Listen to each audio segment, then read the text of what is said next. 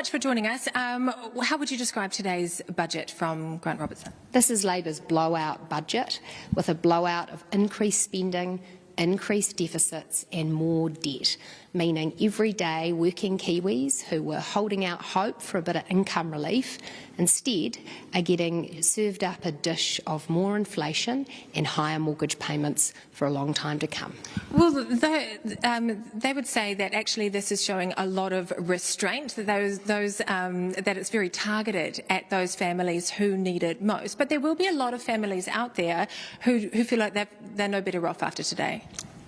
They will not be better off. In fact, there's no effort to control the underlying drivers of inflation and the elevated cost of living. I actually think the government has been gaslighting New Zealanders by talking about restraint, when in fact what they're doing is spending even more than they were planning to. And what that means is the country is going into more deficit, more debt, and the Treasury have warned explicitly that this will add to inflation and mean higher interest rates for longer. The government is doing the opposite of what it should be. It should be providing constraint, it should be providing tax relief. Well, some good news from Treasury today and those projections. It's saying that inflation has peaked and they are no longer predicting a recession. They're saying that unemployment will peak lower than what they had anticipated earlier in the year.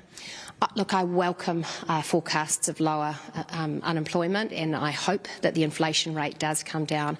I am worried that the growth outlook for the economy is very subdued. You're seeing very low growth figures into the future, which means that New Zealanders will be looking at more tough times ahead. And I would have liked to have seen in this budget more of a focus on how we're going to renew the economy, how are we going to grow it for the future.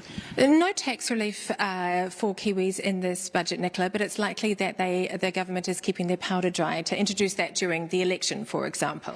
Well, why is it with Labour that spending on themselves always comes before letting New Zealanders just keep more of what they earn?